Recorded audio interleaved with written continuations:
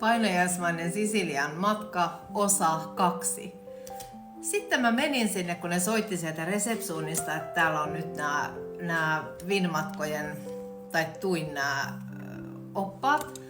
Ja mä menin sinne alakertaan, ja he oli siis tietenkin tosi pahoillaan tästä kaikesta, että mä olin joutunut koko yön pelkäämään omassa huoneessa, että se mies tulee mun huoneeseen, koska hänellähän oli kaikki avaimet. Hän olisi voinut milloin tahansa tulla sinne mun huoneeseen. Ja he ehdotti sitten, että mä voin vaihtaa hotellia semmoseen, se oli iso hotelli ja all inclusive kuului siihen.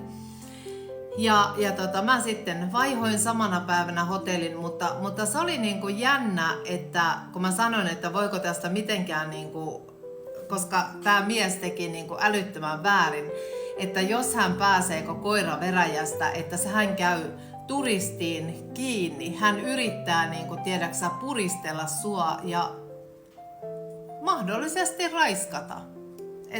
Et kyllä se oli niin pelottava tilanne. Ettei niinku jollekin muulle turistille käy samalla tavalla kuin mulle. Mulla sentään oli niinku voimaa, että mä sain tyrkättyä sen miehen oven ulkopuolelle, mutta jos hän olisi tehnyt mulle muutakin kuin kävi niinku käsiksi, niin kukaan ei olisi kuullut, kukaan ei olisi tullut apuun. Se oli todella pelottava. Ja mä sanoin, että kyllähän tällaisen ihmisen, tällaisen miehen, joka on niinku, tiedätkö, tulee turistit ja hän on siinä resepsuunissa ottamassa heitä vastaan ja sitten hän alkaa niinku, tiedäksä, tehdä niinku tällaista, että käydä toisten ihmisten päälle. Ne sanoi, että jos mä haluaisin viedä sen oikeuteen, niin mun pitäisi itse sitten tulla niinku paikan päälle joskus muutaman tai kuukauden kuluttua. Ja sitten, että se mies voi sanoa, että mä olin niin esimerkiksi vaikka humalassa, että minä olen itse aiheuttanut sen, vaikka mä olin juonut yhden kaljan sinä iltana, niin kuin sen illan aikana, ja mä olin täysin selvinpäin, koska mä en oikeasti juo edes. Että mulla on, jos mä joskus juon, niin se on se 1. Tai maksimissaan 2. Tämä kertoo siitä, että okei, että tämä mies saa jatkaa toimintaansa ja käydä toisiinkin turisteihin, naisturisteihin käsiksi.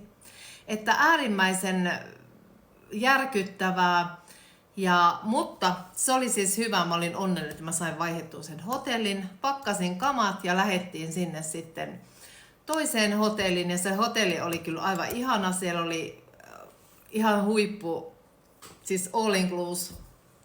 Ja sitten siellä oli ihan mahtava uima-allas ja kaikki, siellä oli tosi hyvää meininkiä, tosi kivoja ihmisiä. Mä tutustuin siellä toisiin suomalaisiin ja ulkomaalaisiinkin. Mutta se vähän närkästytti vielä, että mä joudun itse maksaa sen all inclusivin, koska eihän se ollut mun vika edes, että mä vaihoin sen, niin kuin tiedäksä, sen hotellin. Mutta miksi Finmatkat tai TUI ei ottanut tosissaan silloin, kun mä yöllä hädissään soitin, että voitteko te hälyttää tänne jonkun tai että mä pääsen täältä hotellista pois. Mä joudun koko yön niin kuin pelkää, että tämä resepsuuni-ihminen, mikä porttia nyt olikaan, niin hän tulee niin kuin mun huoneeseen omilla avaimilla. Että mulla meni, mä pystyin loppulomasta nauttimaan, mutta mulla meni niinku 3 päivää täysin pilalle, koska mun paniikkihäiriö, mulla oli ihan semmonen niin stressitilanne vielä siellä uudessa hotellissakin, että mä tärisin. Ja sit kun mä lähdin kävelee, koska mä olin yksin, se oli matka itseeni, että mä eheydyn ja tiedäksä pääsen eteenpäin kun mä olin eronnut. Sitten kun mä lähdin iteksen siellä Sisiliassa kävelee, niin mulla oli ihan semmoinen olo, että apua, että tuleeko se ukko perässä, kun mä oon mennyt käräyttää sen ja kaikkea. Et ihan hirveä painajaisloma ja mä niinku kaikille teille nuorille, vanhoille, keski-ikäiselle, kaikenikäiselle ihmiselle, jotka naiset, kun matkustatte yksin, niin ottakaa tämä huomioon, että jos on pieni hotelli ja siellä on vain yksi mies siellä resepsuunissa, niin näin voi käydä. Ja mä en ole tätä millään tavalla itse aiheuttanut. Mutta se selvisi sitten kuitenkin, että hän oli nähnyt, koska mä olin sinkku ja mulla oli Tinderi, niin kuin, tavallaan kun se oli niin kuin ladattu, niin sehän oli päällä. Eli hän on nähnyt, koska hän puhui jostain Tinderistä, niin hän on nähnyt mut jo silloin, kun mä oon niin kuin laskeutunut sinne lentokentälle hän on nähnyt mut Tinderistä ja sitten hän on katsonut, että okei, että Suomesta tommonen nainen tulee tänne. Ja sitten hän tajuskin, kun mä tulin siihen hotelliin, niin hän tajusi, että okei, että tuo on se nainen, että tuo on sinkku. Että sinkku nainen on tulossa yksin, että se niinku oikeuttaa tällaisen, että käydään niinku käsiksi. Hän kävi mun niinku rintoihin ja mä en muista, koska mä olin ihan sokissa, niin käsiksi, että se näköjään niin kuin oikeuttaa, että kun on sinkku ihminen, että se oikeuttaa tämmöiseen käytökseen. Mutta varoitan teitä kaikkia tällaisesta, että tälleen voi käydä. Mä olin matkustanut jo monta kertaa yksin ja mulla ei ollut ikinä tämmöistä tapahtunut. Kaikki on mahdollista, kun yksin oot ulkomailla. Mutta kiitos kun katsoit tämän minun storytimen tästä painajaismaisesta Italian matkasta. Toivotaan, ettei teille käy samalla lailla.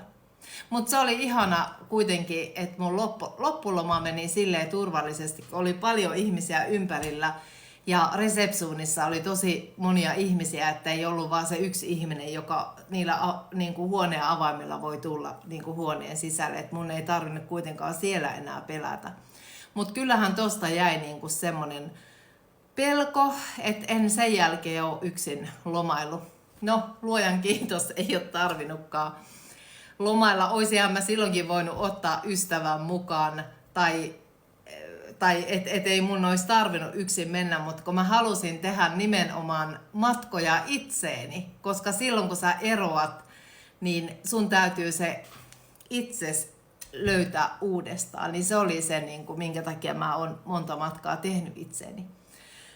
Mutta aion kyllä mennä vielä Italiaan, mutta mun nykyisen miehen kanssa tai lasten kanssa.